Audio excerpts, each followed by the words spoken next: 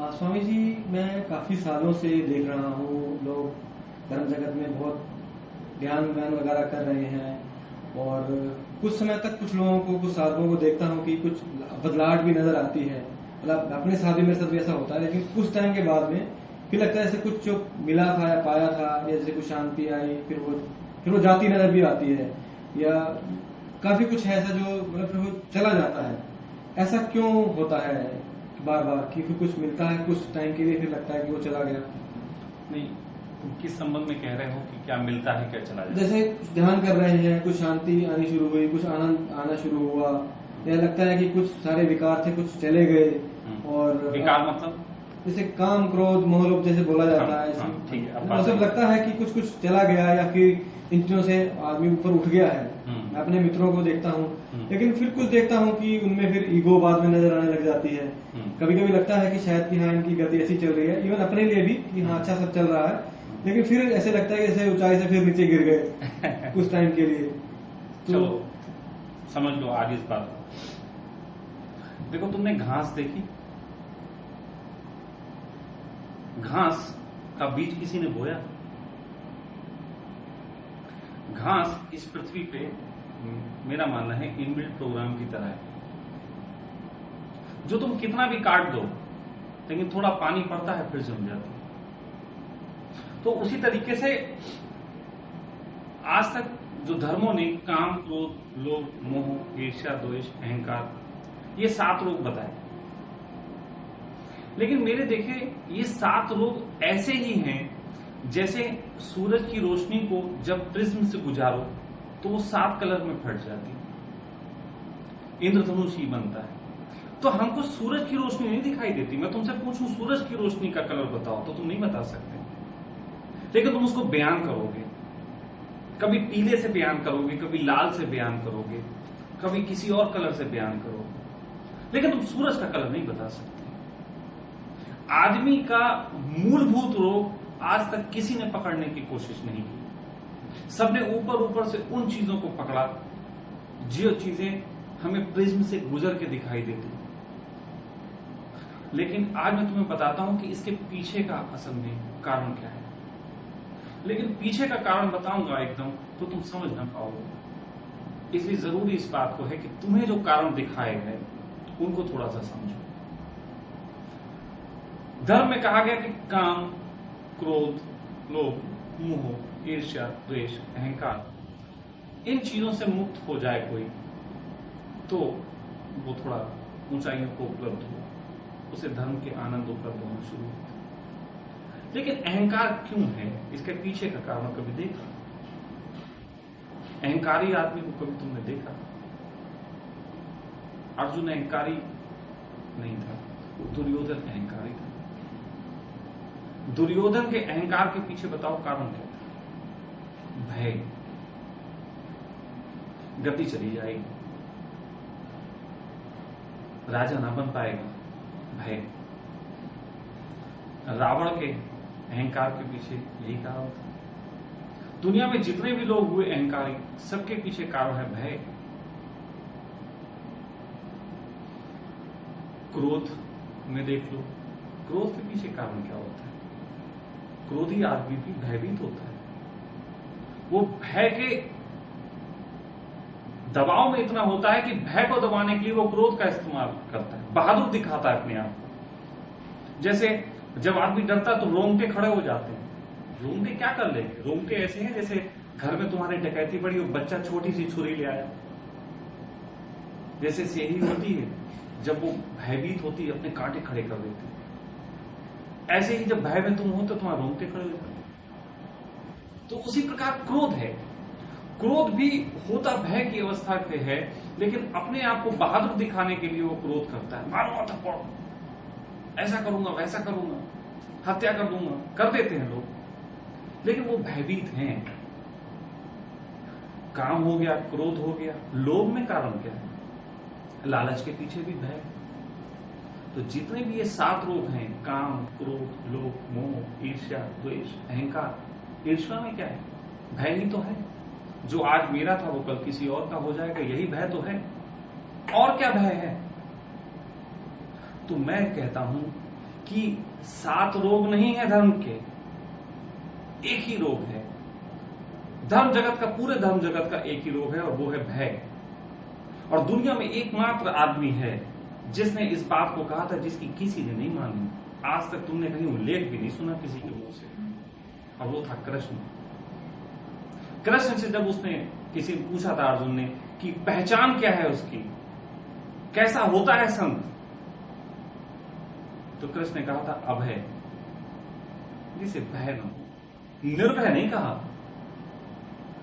आप धर्म जगत के 7 रोगों से अगर लड़ते हैं तो इनको लड़ने में आप निर्भय होते हैं, अभय नहीं होते।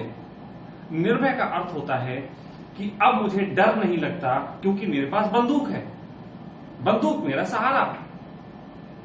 लेकिन अभय का मतलब होता है कि मेरे पास ना बंदूक है, ना मेरे पास कोई ताकत है, लेकिन मुझे कोई भय नहीं। तो एक ही पहचान है धार्मिक व्यक्ति की। धार्मिक व्यक्ति की पहचान नहीं है कि वो अहंकार से मुक्त होता है, कि वो जलन से मुक्त होता है। ये सब अहंकार और ये सब छोटी मोटी बातें हैं, ये पहचान नहीं है। धार्मिक व्यक्ति की एक ही पहचान है, वो अभय होता है। उसे भय नहीं लगता, किसी चीज से भय नहीं लगता, वो रिस्क लेने से घबराता नहीं। महाभारत के मैदान में देखो ना कृष्ण को, अर्जुन को पीछे रखे हैं, अपने आप आगे बैठ रहे हैं। ये भी तो कह सकते थे अर्जुन, तू घोड़ा चला, मैं पीछे बैठता हूं, तुझसे अच्छा तो सुदर्शन मैं चला लेता हूं। लेकिन नहीं, युद्ध के मैदान में सबसे ज्यादा तीर लगने का डर तो सारथी को ही होता। उसका ध्यान तो रथ चलाने में होता, तीरों से बचने में कहां ध्यान होता उसका। लेकिन सोचने वाली बात है, जो व्यक्ति संतत्व को उपलब्ध होता है, संत का एक ही तत्व है अभय। संतत्व को जो उपलब्ध होगा वो अभय। और रही बात काम क्रोध के, तुम चक्कर में पड़ोगे तो तुम्हें धर्म जगत में कितनी सारी बदतमीजियां, बेईमानियां देखने को मिलती। कोई कहे कि संत क्रोधी नहीं होता, तो लोग कहते हैं सुदर्शन चक्र उठा लिया था कृष्ण ने, क्रोधी थे। शंकर को देखो वो क्रोधी थे। मोहम्मद को देखो उन्होंने तलवार उठा ली, वो क्रोधी थे। जीसस ने कोड़ा उठा लिया, वो क्रोधी थे। कोई कहता है कि काम से मुक्त होने वाला संत है, तो लोगों के पास तर्क है, लोगों के पास तर्क है। शंकर सेक्स करते थे, मैं ही देता था कि शंकर सेक्स करते हैं, कबीर ने सेक्स किया। तो ये जो बातें हैं, आपके जो बाहर से रूप दिखाई दे रहे हैं, इनके संबंध में अगर तुम पढ़े तो धर्म में तुम्हारे भटकने की पूरी संभावना रहेगी। लेकिन अगर तुम अभय हुए, तो अभय व्यक्ति जब काम करता है तो जरा लक्षण देखो। शंकर सेक्स करते हैं तो धर्म ग्रंथ भी उनकी बातें छुपाता नहीं। जब कृष्ण किसी स्त्री को नग्न देखते हैं तो धर्मों के पास भी इतनी हिम्मत नहीं है, ग्रंथों लिखने वालों में भी इतनी हिम्मत नहीं है कि उस बात को छुपा जाए। 5000 साल बाद भी वो बात लिखी हुई है। ये है अभय। भय नहीं लगता था। आजकल के तो तुम्हारे बाबा लोग छोटी छोटी बातें छुपाते हैं। ये बहुत निर्भय हैं। इन्हें मालूम है कि हमने छुपा ली है बात, ये निर्भय वाली बात होगी। तो धर्म जगत के अगर तुम जो 7 रोग कहे जाते हैं, तुमने इनसे मुक्ति का उपाय किया तो तुम भटक गए। तुमने शत्रु ही नहीं पहचाना, तुमने तो ऊपर ऊपर की घास काटी, और घास काट दो तुम साधना कर लोगे, लंगोट बांध लो, हो जाओगे 20-25 दिन के लिए। तुम थोड़ा सेक्स नहीं करोगे, लगेगा सेक्स से मुक्ति होगी। फिर थोड़े दिन बाजार में घूमोगे, किसी की मटकती हुई कमर देखोगे, फिर तुम पड़ गए बवाल में, फिर तुम्हारा सेक्स उठ खड़ा हुआ। अरे भाई, उठ खड़ा हुआ, बैठ खड़ा हुआ, इसके पीछे क्यों पागल हो भाई? मेन चीज है, अगर सेक्स है तो है, अभय हो ना। सेक्स के प्रति भी अभय हो, काम के प्रति भी अभय हो, क्रोध के प्रति भी अभय हो, अहंकार के प्रति भी अभय हो। कृष्ण देखो ना कैसी घोषणा करते हैं, अहम ब्रह्मास्मि। अहंकार की बिल्कुल पदवी पे बैठे हैं, लेकिन उन्हें ये भय नहीं है कि लोग क्या कहेंगे, कि भविष्य में मुझे कैसे देखा जाएगा। आप कृष्ण की वो बात सुनो, जब वो जरासंध आक्रमण कर देता है और कृष्ण कहते हैं कि अब एक ही चारा बचा है कि अब हमें यहां से भागना पड़ेगा, हमें द्वारिका कहीं और बसानी पड़ेगी। तब कृष्ण को एक नाम दिया गया था, और वो नाम किसी भी संत को देने की कोशिश नहीं की गई, और वो नाम था रणछोड़। रणछोड़ दास। कि कृष्ण तुम्हें भविष्य में लोग रणछोड़ दास कहेंगे कि तुम रण छोड़ के भाग गए। तो कृष्ण ने कहा था मुझे चिंता नहीं कि भविष्य क्या कहता है, मैं वर्तमान में जो बेहतर समझता हूं वो करूंगा। ये होता है अभय। अभय को चिंता नहीं होती कि कल उसकी किताबें कैसी लिखी जाएंगी। निर्भय को चिंता होती है कि ये किताब में गलत ना लिख जाए, ये कटवा लो। मेरे बारे में लोग बात करते हैं ना, ऐसा है वैसा है, कैसा भी है, अभय है, काम है, क्रोध है, दारू भी पीता हूं, सेक्स भी करता हूं, बोल रहा हूं 50 बार पहले भी बोला है, लेकिन भय नहीं है। ना तुम्हारे कहते वक्त भय है, ना इस बात से भय है कि ये वीडियो में देखा जाएगा। देखा जाता हूं। तो तुम अगर घास को काटने लगे तो तुमने फिर भूल कर दी। इस जगत में एक ही मात्र रोग है, भय। और ये भय रोग जो है, यही सब चीजों का क्लेश है। लोगों में मैं देखता हूं बड़ी बड़ी बातें हैं, बड़ा साहस, वो देखो बैठी हुई पीछे साहस, लेकिन छोटे छोटे भय। और क्या भय?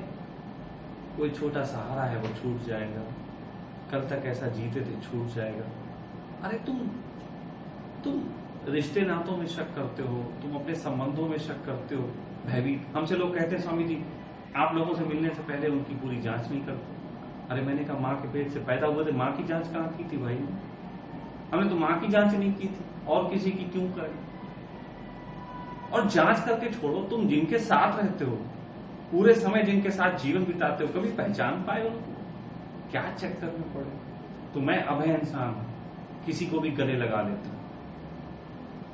लोग निर्भय होना चाहते हैं, पहले ऐसी युक्ति कर लें कि कल वो दिक्कत ना खड़ी हो, फिर भी पूरी दुनिया दिक्कत में है।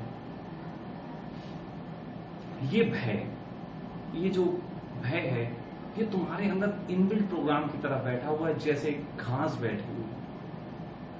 और ये इनबिल्ट प्रोग्राम ये तुम्हें तुम्हारी मां से आया। और कारण समझो, तुम कुम्हार को देखते हो ना, चाक पे मिट्टी के बर्तन बनाता है, तो वो चाक पे जब मिट्टी के बर्तन बनाता है तो वो ये नहीं देखता कि मैं मटका बना रहा हूं। मटका देख के नहीं बनाता, मटका तो उसके दिमाग में होता है।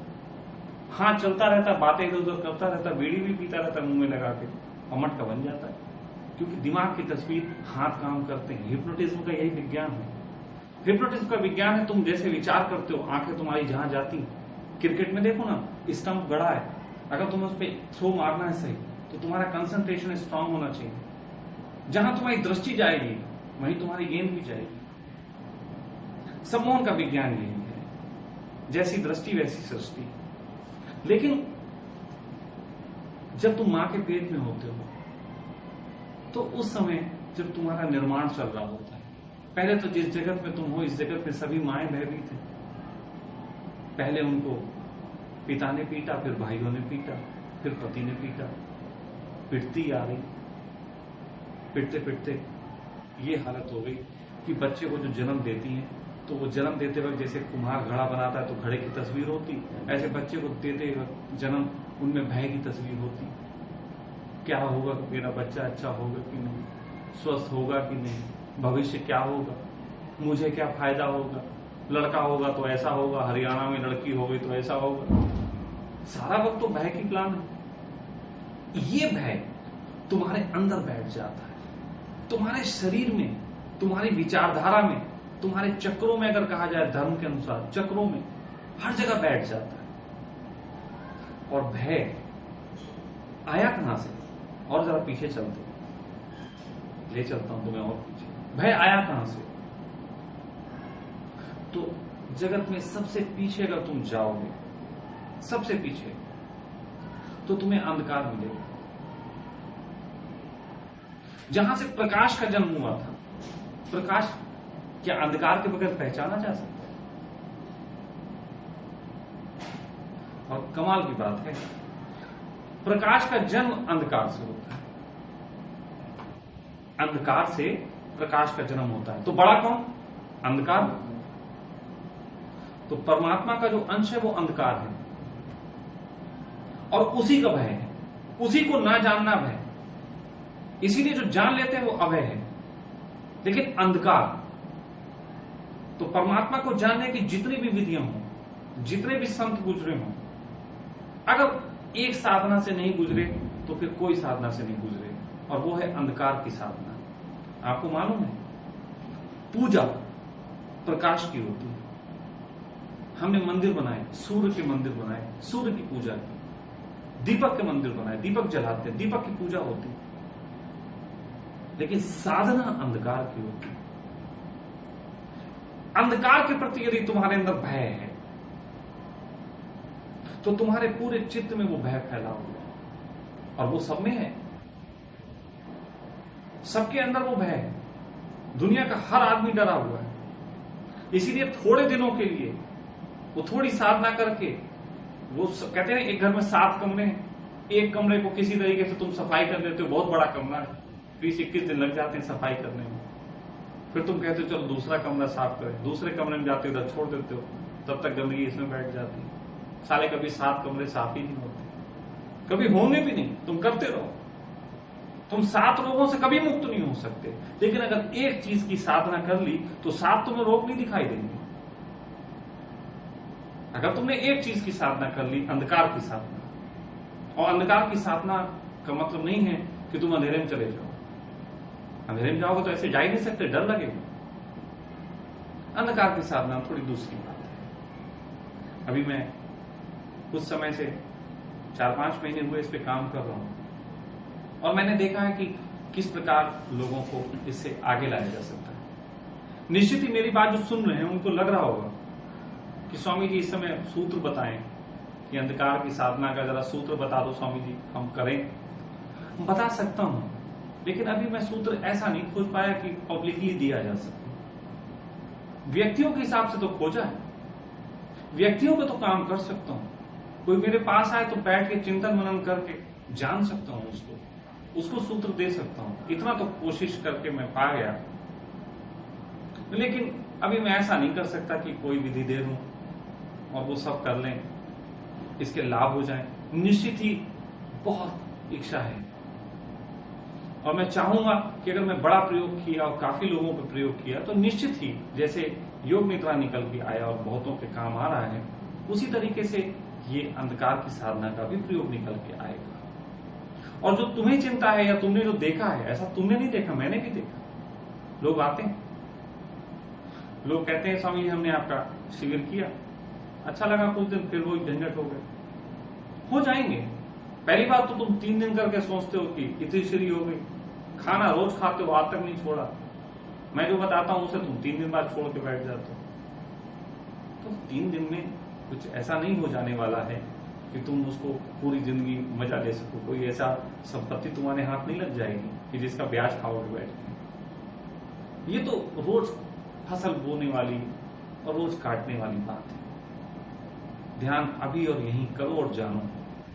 तो कुछ चीजें हैं जिनके लंबे प्रयास के बाद परिणाम आते हैं, लेकिन वो ध्यान के प्रभाव बहुत ऊपर रहने वाले हैं। या तो कहा गया है कि गुरु के संगत में रह के तुम पा सकते हो। तो जब तुम जीवन के साथ रहते हो, तो मैंने पहले भी बोला है वीडियो में कि जीवन के साथ रहने के क्या फायदे हैं। जब तुम एक किसी इंसान को अभय देखते हो तो तुम्हारे अंदर हौसला आता है, धीरे धीरे तुम भी अभय हो जाते हो। वो एक लंबी प्रक्रिया है। 5 साल 10 साल किसी गुरु के साथ रह के आदमी थोड़ा जानता है। लेकिन आदमी आते हैं, गुरु बनाते हैं ऐसे कि स्वामी जी बस पैर छुएंगे और माथे पे हाथ रख दो, दे दो कोई आशीर्वाद, कल से कोई भय उठे ही ना। तो स्वामी जी के पास ऐसा होता तो 1-1 रुपए का टोकन लगा देते, तब भी 7 अरब रुपए तो हो ही गए होते। सर पे हाथ रख के भय मुक्ति का। फिर तो सर पे हाथ रख के क्यों, फिर तो SMS से भी शुरू कर देते। फिर तो इंटरनेट पे भी जो है, आप हमें इस नंबर पे SMS करो, भय मुक्ति का आशीर्वाद प्राप्त हो जाएगा। फिर तो ये तरकीबें हो सकती थी, लेकिन ऐसी कोई तरकीब होती नहीं। ये व्यक्तिगत साधना है, निज साधना है, हर व्यक्ति को स्वयं करना है। मैं सहयोगी हो सकता हूं, इससे अधिक की अगर तुम मुझसे सोच रखते हो तो तुम भूल करोगे। तुम भूल करोगे और मुझे भी नुकसान पहुंचाओगे, तकलीफ मुझे भी होगी कि तुमने मुझे गलत समझा। तो जो तुमने बताया वो 7 लोग बहुत ऊपर की बात है। अंदर की बात यह है कि एक ही रोग है और वो भय और कमाल की बात है, इन 7 रोगों में इसका वर्णन नहीं है। काम, क्रोध, लोभ, मोह, ईर्ष्या, द्वेष, अहंकार, भय का कोई वर्णन नहीं है। और पूरी जिंदगी तुम्हारी भयभीत है। पत्नी से तुम डरे हुए, दोस्तों मित्रों से डरे, समाज से डरे जो कहीं दिखता भी नहीं, लोग क्या कहेंगे इसका भी भय। भय से तो तुम ऐसे ग्रसित हो कि पूछो मत, हर जगह तुम्हें भय पकड़ लेता है। मोटरसाइकिल की स्पीड 5 किलोमीटर ज्यादा हो जाए, भय पकड़ लेता है। जरा दुकान पे एक दिन बिक्री कम हो जाए, भय पकड़ लेता है। अगर पेट में कोई एक छोटा सा कीड़ा आ जाए, मल में तुम्हें दिखाई दे जाए कीड़ा निकला, वो भय पकड़ लेता है। तुम कितने भय से ग्रसित हो, जरा सोच के देखो। और भय से अगर मुक्त हुए, सबसे मुक्त हुए, और मैं फिर कह रहा हूं सारे धर्म ग्रंथों में लिखे हुए इन परिभाषाओं को जला डालने की जरूरत है कि 7 रोग होते हैं, 7 चक्र होते हैं, इनकी शुद्धि उद्धि और पता नहीं चूतियापा कितने तरीके का। सिर्फ कृष्ण की एक बात याद रखने की जरूरत है, अभय। कृष्ण कहे मैं फिर आऊंगा, अभय मेरी पहचान। सिर्फ अभय पहचान है। जो अभय हुआ वो आनंदित हुआ। तो भय से मुक्त हो, अभय बनो। निर्भय बनने की कोशिश मत करो। निर्भय तो कोई नहीं हो पाया। सिक्योरिटी कोई भी इतनी नहीं कर पाया कि कभी मरे ना, बल्कि इनसिक्योरिटी में उसने अपनी चाहतों को जरूर मार डाला। इनसिक्योरिटी को करने के चक्कर में कि मृत्यु ना हो जाए। देखो ना लोग कितनी चाहते मारते हैं। लोग धन कमाने के लिए जाते हैं और कितनी चाहते मारते हैं। मूवी देखने का मन कर रहा है, दुकान पे बैठे हुए, प्रेमिका ने बुलाया, एसएमएस आया, लेकिन कहीं और जाना। कितनी सारी मृत्यु तुम छोटी छोटी कर रहे हो, और कारण वही है भय। तो छोड़ो सब लोगों को। पहली बार एक बात कह रहा हूं, बहुत खुल के कह रहा हूं, आज तक कहीं नहीं गई है। मात्र भय से मुक्ति का अभियान होना चाहिए। सिर्फ भय से मुक्ति का अभियान हो और ये पूरा संसार आनंद से भर सकता है। इसके अतिरिक्त ना कोई उपाय है तत्काल पूरे जगत को अच्छा कर देने का, और ना कभी होगा। मैं तो कहता हूं कि अब मैं विशेष रूप से आज बात कह रहा हूं, मुझे अभी विचार आया, मैं विशेष रूप से अंधकार की साधना के प्रयोग कर रहा हूं। विशेष रूप से आज कुछ सूत्र भी दे दो, कुछ जन लोग किसी के लिए। मैंने वैसे सुना है कि ओशो के किसी सेंटर में, मुझे किसी ने बहुत पहले जिक्र किया था, शायद वो सेंटर चंडीगढ़ में है कहीं पे। वहां पे वो लोग ऐसे कुछ प्रयोग कराते हैं जिसमें बिल्कुल अंधेरे कमरे में बिठा के, बिल्कुल एकदम डार्क रूम जैसे होता है, वहां बिठा के कुछ प्रयोग कराया जाता है। ज्यादा तो कुछ मुझे याद नहीं क्या बताया था, कुछ ऐसा कुछ था। देखो कुछ वैसा निश्चित ही उसके कुछ लाभ हो सकते हैं कि आप अंधकार में जाएं। मैं बहुत समय जंगल में रहा हूं, रातों को घूमा हूं, उसके फायदे हैं। निशाचर जो होते थे, निशाचर जो रात्रि में विचरण करते थे, उसके फायदे हैं। एक काम तो सभी कर सकते हैं कि अगर उन्हें मौका मिले तो रात्रि को घूमने निकले जंगलों में। स्वामी जी ये लेकिन ये देखो, फिर समझो, ये ऐसे फायदे हैं कि हर एक को रात्रि उपलब्ध नहीं। दिल्ली के रहने वाले बीच सेंटर में रात्रि तुम कहां लाओ? और रात्रि का मतलब रात नहीं होता, ध्यान रखना। अभी जो तुम रात देखते हो यहां, ये रात नहीं। ये रात काहे की रात है? बत्तियां बंद हो गई, हवाओं में पूरी ऊर्जा फैली हुई है लाइटों की, और तुम अंधकार की बात कर रहे हो। ये अंधकार नहीं है। अंधकार तो वो होता है जिसमें कलेजा फाड़ देने वाली सरसराहटें होती हैं। उन अंधकारों का सामना करो गहरे जंगलों में जाके, जहां लाइट दूर दूर तक नहीं होती। उतनी हिम्मत जिनको धीरे से लगता है, उतनी हिम्मत नहीं आती। यही बात मैं कह रहा हूं। तो वो हिम्मत कैसे आए? इसीलिए कोई देखो, इसीलिए मैंने कहा, इसीलिए मैं व्यक्तियों से बात अभी कर सकता हूं। मैं कुछ सूत्र इसमें हैं जो मैंने खोजे हैं, जिनको मैं ऐसा पकाना चाहता हूं कि सबके काम आ सके। लेकिन अभी मुझे उसमें डर है। जैसे योग निद्रा में शुरू में बहुत डर रहा।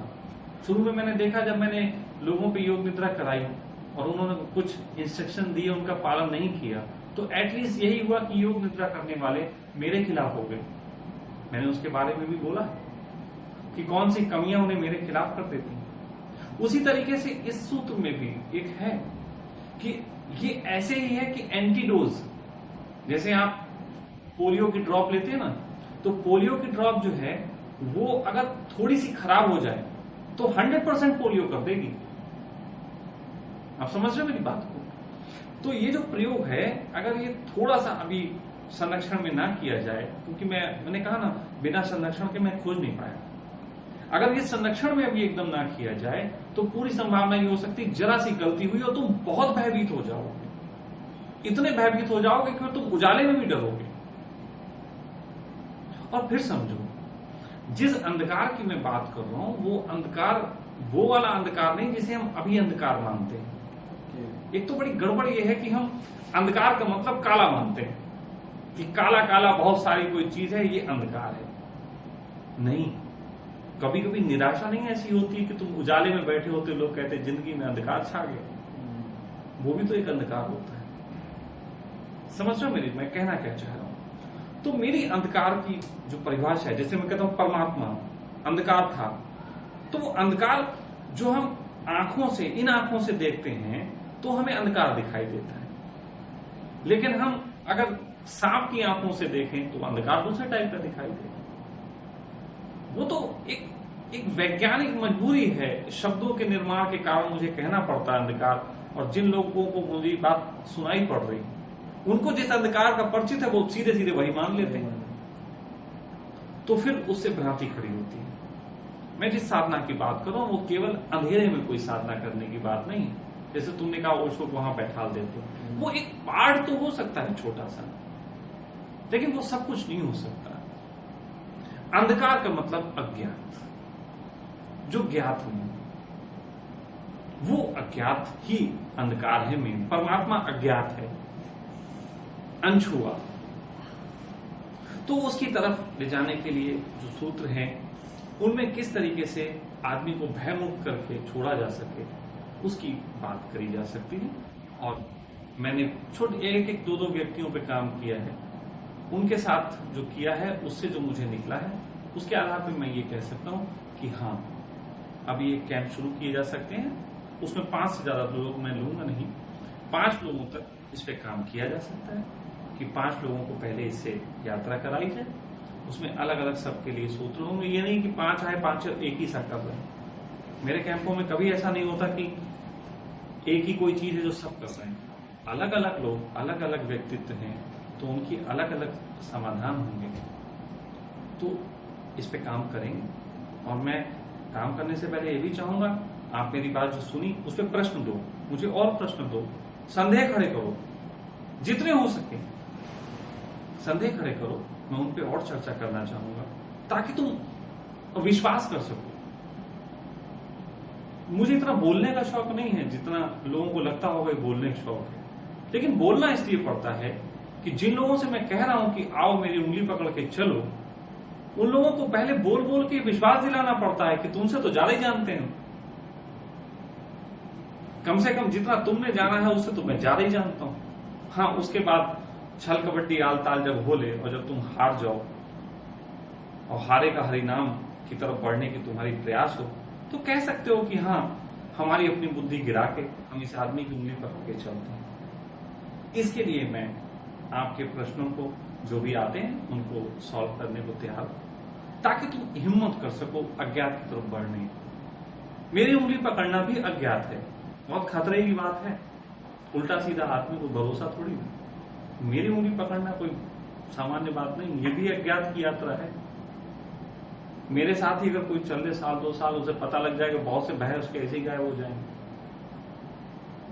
तो फिलहाल आज इस विषय पे इतना ही। कोई प्रश्न आते हैं तो हम